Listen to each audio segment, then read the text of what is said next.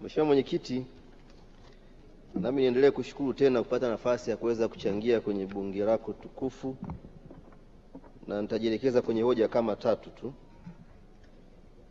kwa sababu kuna mambo ya utumishi, lakini pia kuna mambo ya utawala bora ambayo najua TAKUKURU wamo humo ndani na masuala mengine.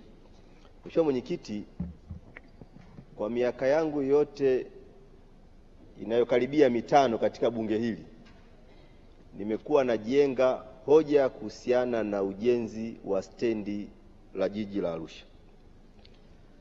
Sasa watu watashangaa naongelea stendi kwenye utumishi hapa, kwa sababu kuna utawala bora. Wako TAKUKURU ambao nadhani wana kazi ya kufanya. Mheshimiwa Mwenyekiti, Daktari Samia Suluhu Hassan alifanya kazi kubwa sana. Katutafutia mradi unaitwa mradi wa TACTIC, mradi ambao unakwenda kuweka historia kwa kujenga stendi ya kisasa kwenye jiji la Arusha. Lakini mchakato wa kumpata mzabuni unavyokwenda unatia mashaka, na ndio maana hapa nataka niwaombe TAKUKURU waongeze sikio na jicho. Ilitangazwa tenda kwa ajili ya kumpata mkandarasi tarehe 19 mwezi wa kwanza mwaka 2024. Mkandarasi akapatikana kwa bilioni 23,591,762 na 64. Baada ya kupatikana huyu mkandarasi, mkurugenzi wa jiji akatoa barua, letter of acceptance, kwa mkandarasi tarehe 27 mwezi wa 5 mwaka 2024. Mkandarasi huyo alikuwa anaitwa MS China Jiangxi Corporation for International Economic and Technical Cooperation. Baada ya hapo, Mheshimiwa Mwenyekiti, mkurugenzi akapokea maelekezo kutoka ofisi ya Rais TAMISEMI ya kutaka asipatiwe kazi mkandarasi aliyeshinda kwa bilioni 23, badala yake apatiwe kazi mkandarasi aliyebidi kwa bilioni 31 na milioni 36,152. Baada ya maelekezo hayo, ambayo tofauti yake sasa ya aliyeshinda kama lowest bidder na huyu wa pili anatakiwa kupewa ni bilioni 7.4, ambayo ingeokolewa, ingesaidia barabara, ingesaidia vivuko na vitu vingine, na tungekuwa tumeongeza heshima kwenye jitihada za Mheshimiwa Rais kwenye kutafuta fedha. Baada ya hapo, michakato ikaendelea, ikaonekana kuna ugumu. Mkurugenzi wa jiji la Arusha ambaye alipokea maelekezo aliyosema kutoka ofisi ya Rais TAMISEMI tarehe 12 Septemba 2024, ilipofika tarehe 3 mwezi wa 2 2025, akaicancel tenda hiyo. Baada ya kuona kwamba aliyeshinda bidi ndogo, ukapewa maelekezo, mambo yakatoka katikati hapo, mchakato ukafutwa. Mchakato ulivyofutwa, ikatangazwa tena tenda. Na moja ya kigezo alisema mkandarasi awasilishe ushahidi kwamba amefanya miradi isiyopungua dola milioni 46. Na aliwasilisha miradi sio chini ya dola 1,147,000. Baada ya hapo tenda ikatangazwa tena, wakati tayari mkandarasi alishapewa mpaka na notice ya kuwa awarded kwamba ameshinda hiyo contract. Mheshimiwa tenda ilivyotangazwa tena. Samahani Mheshimiwa Mrisho Gambo. Ndio Mheshimiwa Mwenyekiti. Hayo unayozungumza nafikiri yameshapelekwa kwenye kamati ya maadili, yataenda kujadiliwa kule. Kama una hoja nyingine ya ziada, naomba uzungumze. Hapana Mheshimiwa Mwenyekiti, hili jambo ni jipya kabisa, alihusiana na zile hoja 4 za asubuhi, ni jipya kabisa. Naomba nipate haki ya kuchangia kwa sababu hii si ni jambo la hilo soko ambayo unazungumzia. Hapana, sio soko, nazungumzia stand. Ni jambo jipya kabisa. Hiyo stand pia simezungumziwa asubuhi? Hapana, hajaingia kwenye hizo hoja. Hili ni jambo jipya kabisa. Naomba nipate nafasi ya kuchangia kwa sababu TAKUKURU na wizara hii inahusika na basi naomba ujitahidi usiguse jambo lolote ambalo limeshazungumzwa asubuhi na kupelekwa maamuzi yake kwenye kamati ya maadili. Nakushukuru sana Mwenyekiti. Baadaye ikatangazwa tena tenda. Akapatikana mkandarasi mwingine, mmoja akashinda kwa bilioni 30, mwingine bilioni 31. Anataka apewe aliyeshinda kwa bilioni 31, sio bilioni 30. Kwa hapa kuna jambo la kufanya kwa wenzetu wa TAKUKURU kupitia ofisi ya Rais Utumishi, ili tukaokoe hizi fedha ambazo Daktari Samia anazitafuta kwa jasho na damu dunia nzima ili kuwasaidia wananchi wa jimbo la Arusha. Na ukizingatia maelezo yangu, mimi si mtuhumu mtu hapa. Mimi naeleza scenario. Na natoa nafasi kwa taasisi zinazohusika zikafuatilie, ili ukweli ukijulikana hatua zichukuliwe. Ikiwa vinginevyo tutakubaliana pia na matokeo. Kwa Mheshimiwa Mwenyekiti, na hao waliopo sasa hivi, mmoja ameshaambia kule PPRA, ambao kwa maoni yangu mimi wote hawa, mmoja 30, mmoja 31, bado wanazidisha gharama zile zile.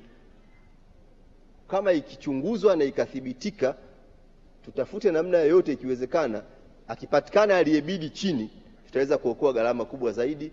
Wananchi watapata stendi yao kama rais alivyokuwa anaifanyia kazi, pamoja na masuala mengine.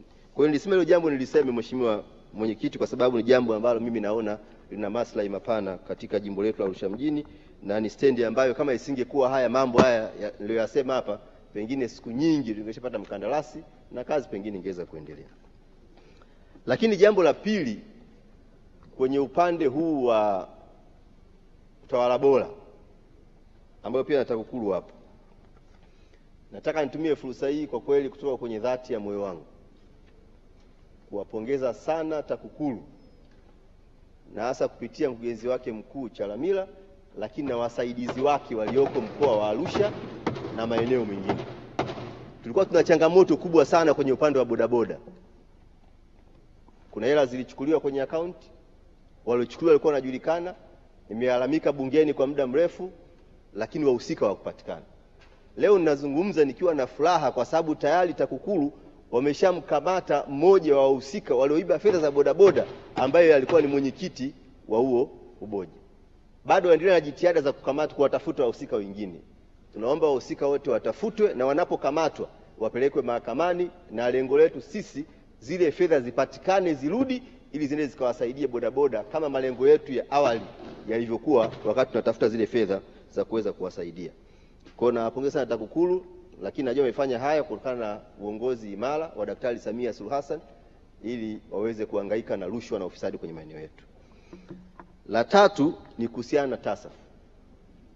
Wenzetu wa TASAF, na hili Mheshimiwa Simbachawene unalijua vizuri, tulikwenda pale na Mheshimiwa Mhagama kabla hujawa waziri wa utumishi, akaenda na askofu yuko pale, Askofu Sosi, akaahidi kwamba kile kivuko kitajengwa na TASAF, na akatoa mpaka deadline. Mpaka leo kivuko hakijajengwa. Nikaenda kumtembelea askofu, akanipa hizo concern, nikakufikishia Mheshimiwa Waziri Simbachawene, na ukaongea na baba askofu, ukaelekeza kivuko cha TASAF cha Betheli ambacho kwa shule ya msingi kijenge na kijengwe. Mpaka leo bado hakijajengwa. Naomba nitumie fursa hii kukuomba watu wetu wa TASAF wakakipe uzito kivuko kile, kwa sababu kuna shule pale ya msingi watu wanasoma, kuna watu wanaabudu pale kwenye kanisa. Kikitengenezwa kitasaidia sana kuondoa changamoto kwa wananchi wetu wa kata ya Kimandolo, lakini pia na eneo la Kijenge.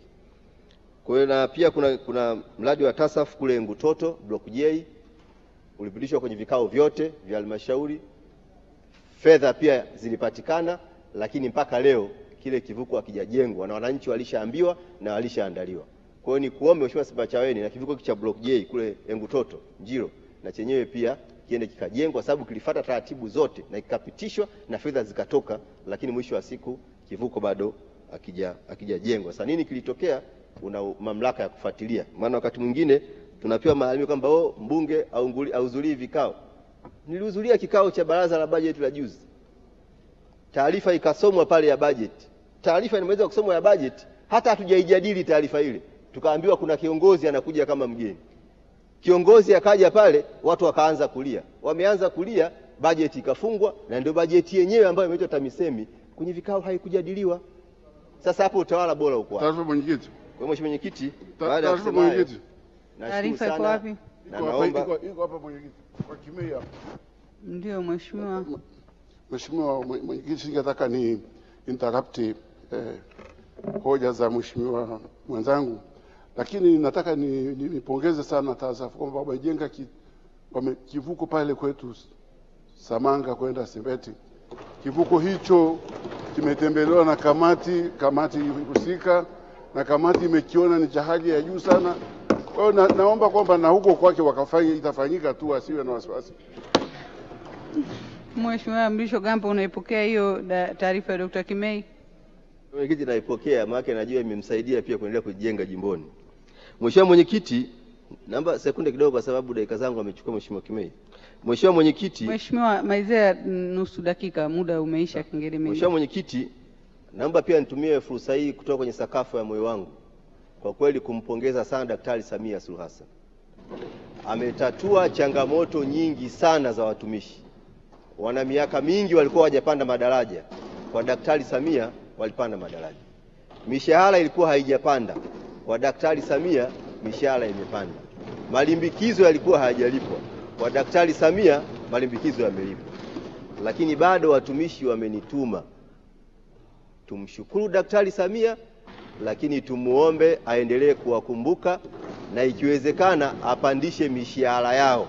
Na sio tu watumishi wa umma, lakini pia na watumishi wa sekta binafsi ambao kiuhalisia mishahara yao imekuwa midogo na sekta binafsi zinajiamulia wakati mwingine kwa sababu malengo yaliyowekwa ni madogo, wanatembelea mle mle. Kwa hiyo tunaomba mtusaidie pia kuwasimamia angalau kima chao cha chini sekta binafsi kifanane angalau na kima cha chini cha serikali ambacho ni kikubwa zaidi. Baada ya kusimama Mwenyekiti, nashukuru sana, asante sana. Asante sana Mheshimiwa Mrisho Gambo.